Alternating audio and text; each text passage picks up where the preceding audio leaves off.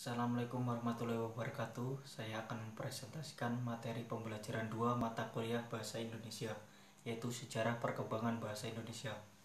Yang pertama, sejarah singkat Bahasa Indonesia. Bahasa Indonesia mempunyai sejarah jauh lebih panjang daripada Republik ini sendiri. Bahasa Indonesia telah dinyatakan sebagai bahasa nasional sejak tahun 1928, jauh sebelum Indonesia merdeka. Saat itulah bahasa Indonesia dinyatakan sebagai bahasa persatuan dan menggunakan bahasa Indonesia sebagai perangkat bangsa. Yang kedua, perkembangan bahasa Indonesia. Perkembangan bahasa Indonesia dari masa lampau hingga masa kini tentunya telah melalui banyak peristiwa penting yang menjadikan bahasa Indonesia semakin matang dalam penggunaannya. Peristiwa-peristiwa penting yang berkaitan dengan perkembangan bahasa Melayu hingga menjadi bahasa Indonesia dijadikan sebagai sejarah penentu perkembangan bahasa Indonesia.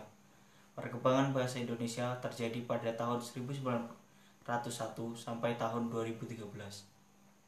Yang ketiga, fungsi pemakaian bahasa Indonesia. Membangun sebuah bangsa yang masyarakatnya majemuk di berbagai bidang bukanlah hal yang mudah. Jika banyak persoalan yang muncul karena terkait dengan kemajemukan itu merupakan sebuah konsekuensi yang tak terelakkan. Dalam hal ini, bahasa Indonesia sangat membantu untuk menyatukan pikiran dan langkah seluruh masyarakat Indonesia sebagai sebuah bangsa. Penguasaan bahasa Indonesia oleh sejumlah ahli sudah dianggap sebagai salah satu indikator mutu manusia Indonesia, karena melalui bahasa Indonesia lah terjadi penyerapan ilmu pengetahuan. Akibatnya, penduduk yang tak mampu berbahasa Indonesia secara otomatis tidak mungkin berkiprah secara intelektual di tataran nasional.